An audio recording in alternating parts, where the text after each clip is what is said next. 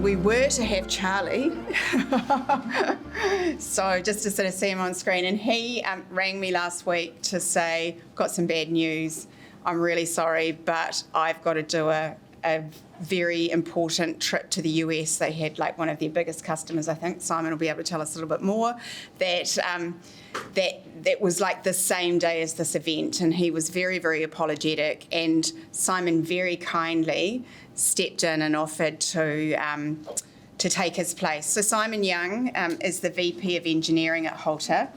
He has been with the team for 2 years during a time of phenomenal growth. I mean, I'm sure many of you have sort of seen in media a bit about the exciting Halter journey. Simon's teams manage the full digital technology at Halter, which involves, it's quite interesting actually, it involves software, firmware, data and product experience enabled through this kind of collar that goes on the cows and apps that farmers use. So he's on the exec team and deeply involved across the business. Prior to Halter, Simon was the CTO and CPO at TradeMe, where he served for 10 years. So welcome, Simon.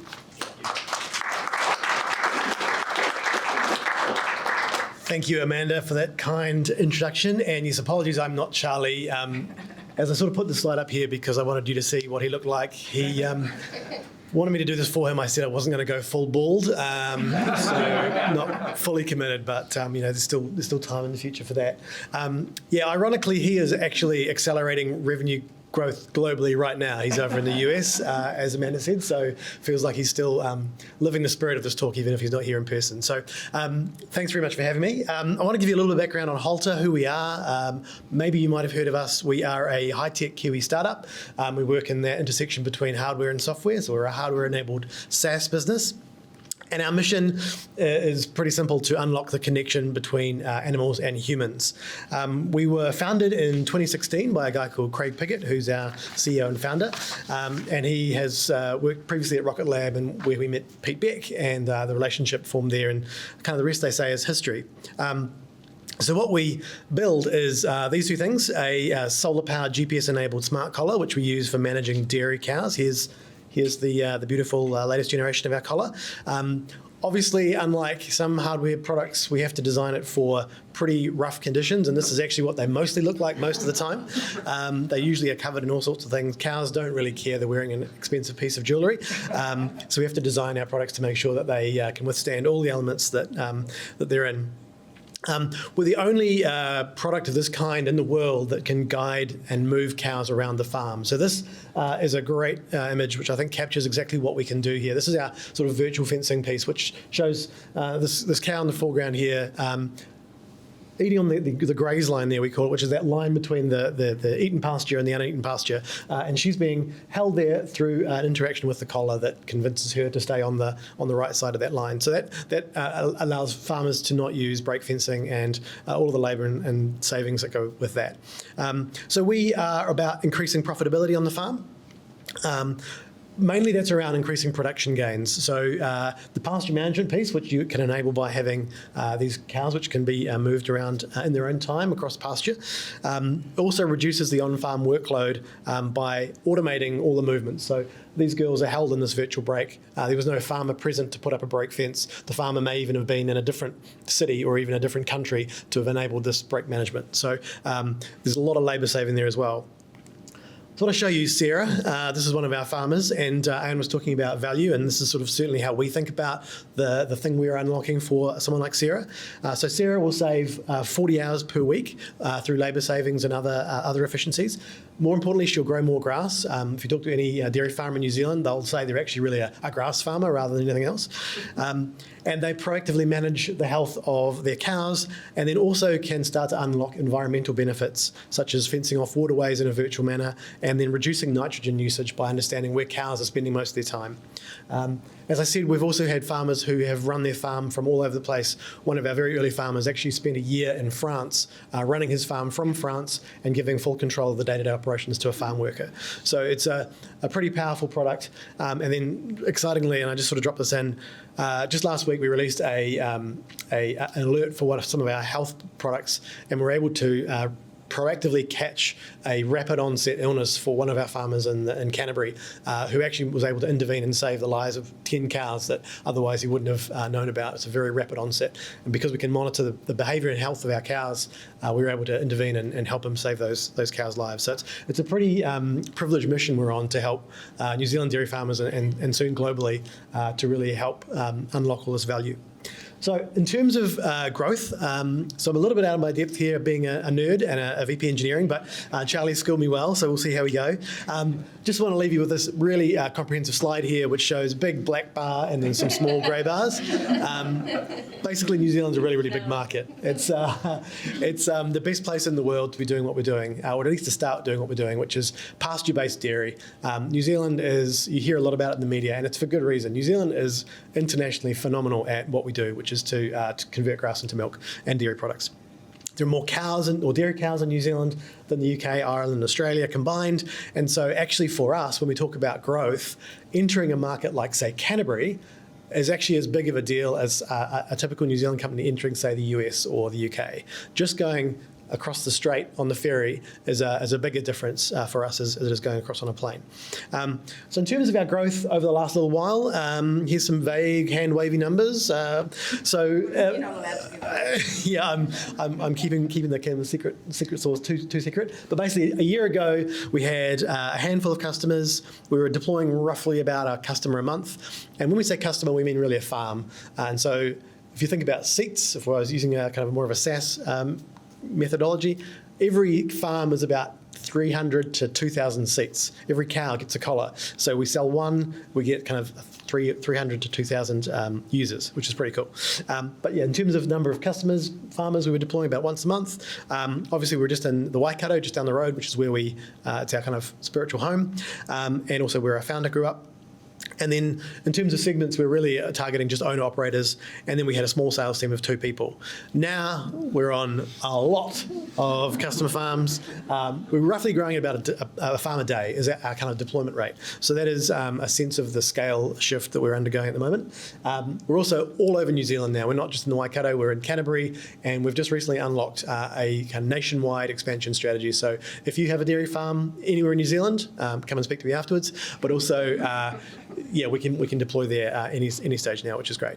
In terms of our segments now, we're not just targeting owner-operators, that kind of small kind of hobby farm. We're now talking about big corporates of those multi-$1,000 or multi-farm operations, which is pretty exciting. And our sales team has grown as well. Just want to run you through 5 growth drivers then, the insights, I suppose, that we've sort of uncovered as we've gone on our journey.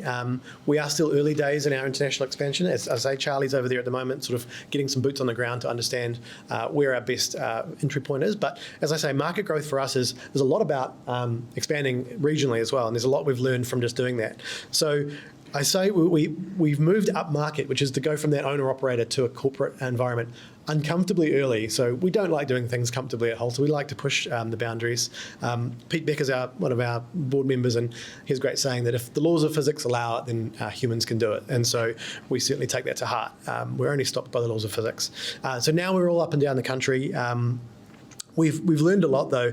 So because we're targeting the whole country, we have had to make changes to the sales and marketing process, even the technical parts of our product. I was saying to one of the guests here earlier, just the difference between the soil in the Waikato and the Canterbury means our whole method of installing towers is different. Our installers got to Canterbury, and after a little bit of soil depth, they discovered gravel, and they said, well, our tools won't work here. We need to get a different set of tools. So that's an example of just the difference that we maybe not even apparent, like literally under the ground for us to deal with.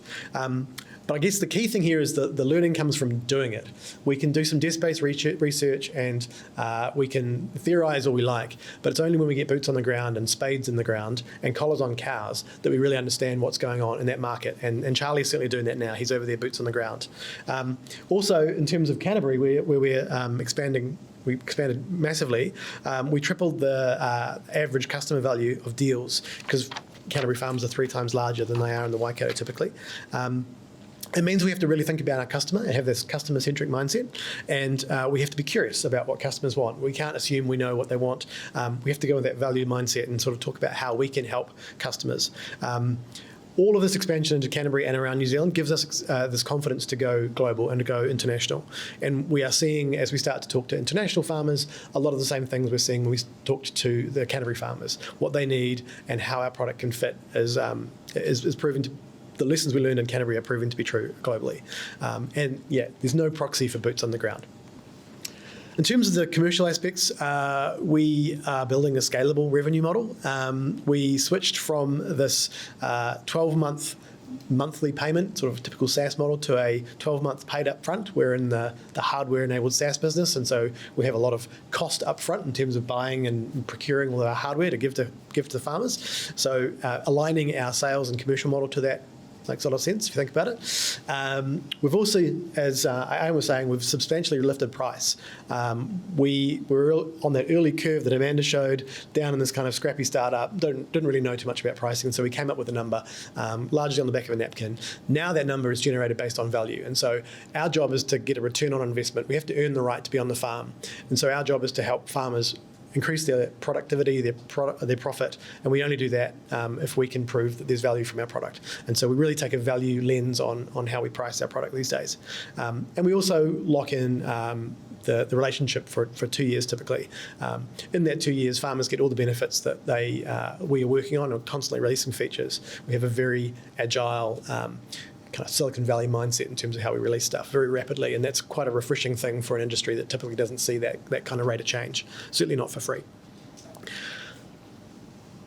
In terms of our sales team, so we've grown, as I said, from 2 to 9. Our sales team has kind of undergone a bit of a cultural change as well, and we've shifted our approach towards this challenger sell model, where previously we had a sort of more a tell sell model, where Amanda was bang on before when she said the key thing was attitude. We initially had a lot of farm experts who were in our sales team, and they were great for that early introduction and get validity in market and have use the right language and show up in the right even clothing and be able to talk to the customers early days. That increasingly has become less of a relevant thing, and more relevant is the ability to sell. And so that is down to attitude, and we can easily train the farm aspects, harder to train the attitude. So we've shifted our approach to that, and that has seen us triple the team size in just 4 months. And then the last point, point 4, is this service evolution. So previously in that kind of scrappy startup mentality, we were swarming like a kids football team around the ball around our customers. Everyone went everywhere, and we just layered on lots and lots of people to make things work. Obviously that doesn't scale. It's a very good thing to do to bootstrap and get started, but we now have to move from this high touch model to a low touch model. And the key thing is to make sure we do that whilst increasing the level of service and making sure our customer experience is even better than it was before. I'd say this has been the most challenging thing for us, because when you go from that expectation, particularly those early customers where they have 24/7 access to their favourite customer reps and salespeople, to having them at the other end of a phone or on the end of a chat system, that is a challenge. But overall, it allows us to provide a much, much better service to them rather than having an increasingly spread thin workforce. So this is something we absolutely need to have in place in order to go internationally. We won't be able to literally send ute loads of Halter staff down to a farm if we're rolling out in, say, Nebraska or in Ireland or in Brazil.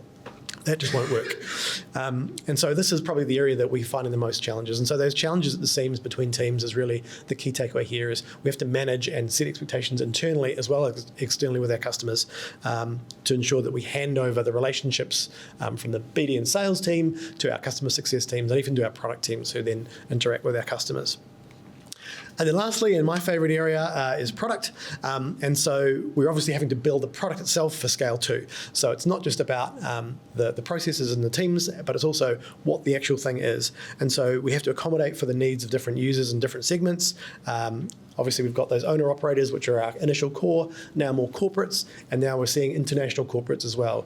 Farmers who have a footprint here in New Zealand and maybe a footprint in some other country, they have different expectations for how those markets work, and our product has to meet that. And that means maybe moving away from just a simple collar and an app to maybe there's a augmented a dashboard or some sort of reporting system that they need in order to really run the business well. We also have to be very nimble about how we manage our teams. And our roadmap changes all the time. Almost weekly, we change our focus. And we're geared up to do that. Our process is very much around doing what's the best value for the customer. We have a kind of a critical path concept, and our critical path, when we're operating at our peak efficiency, should always be shifting. We want to have the teams always handing that baton over to being the rate limiting step that shows that our rate limits are lifting as we grow. And then from an architectural perspective as well, we have to make sure that when we have all the customers here in New Zealand, and then we start to have customers over in the US or in the EU, how we serve them is a key thing. And so a lot of work going into our architecture. And as we have tens of thousands, if not hundreds of thousands of devices, all of those devices are checking in 24/7. We're managing live animals. We have to make sure that service is reliable 24/7. We have this immense privilege to look after the animals on behalf of our customers. And so we have to reflect that with the commensurate input and expenditure in our services and systems. So, just to finish quickly, as I said, Charlie's over in the US at the moment. New Zealand is very much our home, and we've only just scratched the surface of the New Zealand market. We've got a lot of cows in New Zealand that don't have collars yet, and so we're working to remedy that at the moment. However, because we're seeing this really great success and the stories we're hearing, and also the relationships that we're seeing with our customers here in New Zealand, they have these global networks. New Zealand farmers, particularly pasture-based dairy farmers, are sought after worldwide to explain the benefits of New Zealand dairy to a global audience, and so they're really well connected. They go and speak at conferences, or at least they did before COVID, and they know a lot of people around the globe, and so a lot of the international players want to understand how to do dairy like we do in New Zealand, and so that's a cool opportunity for us. A lot of interest from farmers overseas. As I say, a lot of corporates who've got overseas teams as well. And I would say if we were to come back here in, say, 12 months, we'd be talking about multiple countries where we're actively operating and possibly even on a different animal. We'll be talking about a different animal vertical as well. So that's the kind of sense of where we're going from a growth perspective. And we're pretty excited about how that tracks. And just to leave you with a photo of the team, this is the crew. That's actually about 3 months or 4 months old, so the team's a little bit bigger now, but that's all us outside of our office. And happy to take questions afterwards, so thanks for your time. Cheers.